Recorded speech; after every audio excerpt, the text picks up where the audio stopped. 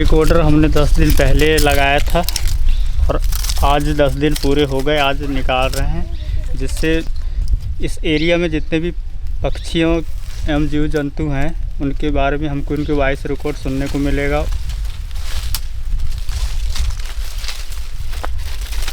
ये हर 5 मिनट में 1 minute record करता है। अच्छा। और वो सब रिकॉर्ड करेगा, मतलब वो चमगादड़ से लेके चिड़िया, कीड़े मकोड़े, सब कुछ। तो हमने जो देवेंद्र और मैंने रिसर्च किया, हमें पता चला कि जब भी आप ये लंताना निकलवाते हो ना, जो भी आवाज़ें करते हैं कीड़े मकोड़े या चिड़िया, वो ज़्यादा आवाज़ें कर रहा है। तो उसका मतलब ये हो सकता है कि शायद ज़्यादा कीड़े मकोड़े हैं, ज़्यादा चिड़िया हैं, या फिर ज़्यादा प्रकार के चिड़िया हैं।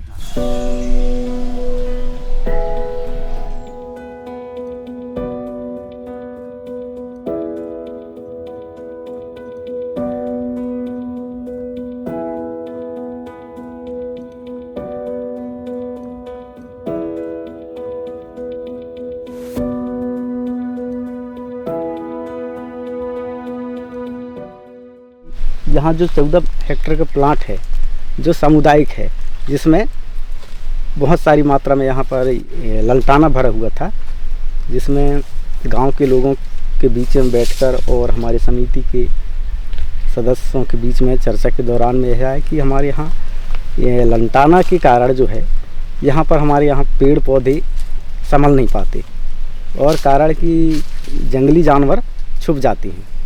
इसलिए हमने सबसे पहले लंताना हटाने का काम किया। तो इन्होंने काटे लोगों ने और ऐसे खोद खोद के निकाल दिए हैं उसके जड़ को, और जो पूरे तरह से निकल जाता है उसको उल्टा कर देते हैं।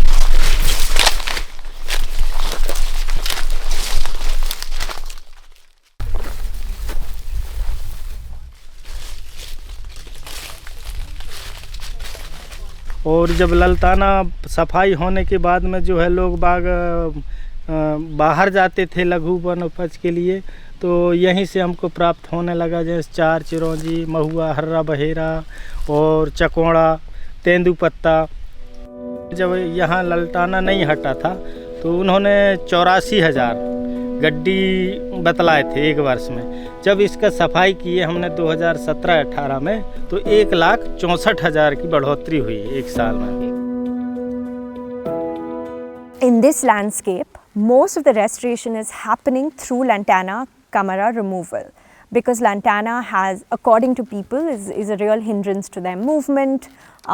They find that, their perception is that a lot of vegetation doesn't come back when there's lantana, it doesn't regenerate. It also sort of obscures their visibility. So even the forest department, even the local communities, they all remove it.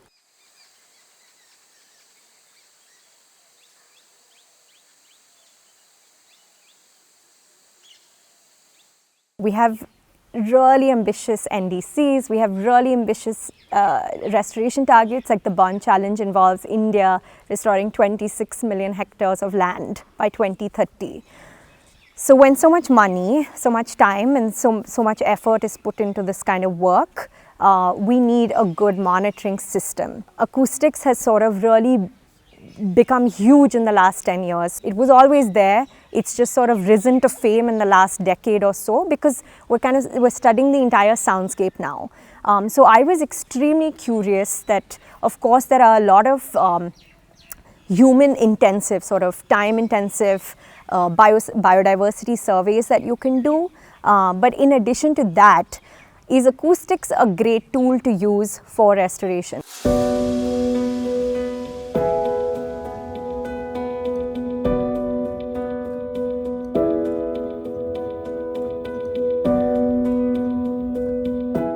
Restored site in the specific context of my work means where lantana was removed for 3 consecutive years and then left to regenerate.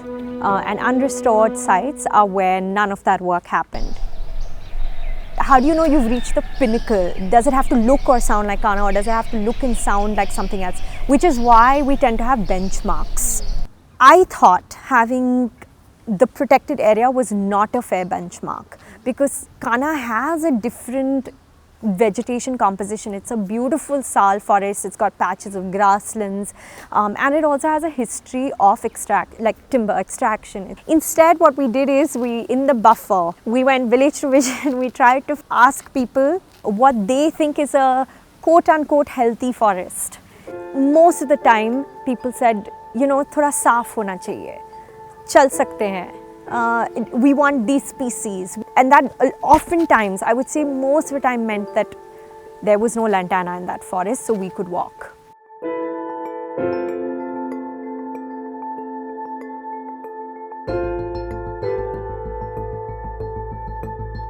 One, we found that a very commonly used measure like species richness, which is just looking at how many species are there, how many, in our case, bird species are there in a plot, just the raw number, we found that there was no significant difference. But when we broke it up into generalist species that can tolerate all different kinds of habitats from farm to forest and everything, and when we looked at forest affiliated species, we saw a few differences.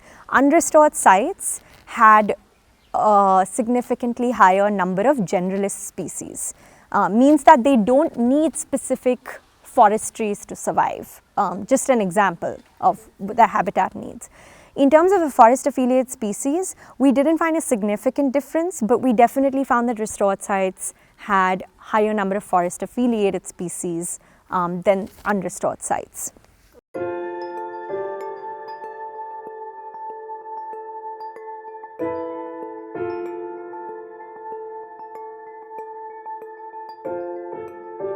एक दिन क्या हुआ था, वो नीलकंठ दिखा तो मेरे यहाँ बच्ची बोलने लगी, बोले पापा ये तो पहली बार दिखा। मैं कहा यहीं रहते हैं, परंतु अपने यहाँ जंगल ख़त्म होने के कारण जो है ये लोग चले गए थे, अब ये वापस आ रहे हैं। We really need to put perceptions in the center of our conversations, because for say a carnivore ecologist, Lantana has a lot of benefits for large cats. They leave their cubs in there. It's great for hunting. There are benefits to different species, right? So maybe if you asked a carnivore ecologist, they'd say leave that in, that unrestored site is fantastic. But maybe you ask a local community member who thinks that that's hindering the growth of species they want, you'll get a different answer. We're in the early days of this kind of soundscapes work, but certainly like satellite imagery has now become a must. Even though acoustics is limited in what it can tell us, I feel like we're only getting better at connecting it to ground data. The same way satellite imagery had that connection of, real forest data, connecting it with what it appears like on a satellite image. I feel like we're kind of going through that same phase where we start connecting the real ground truthing this data.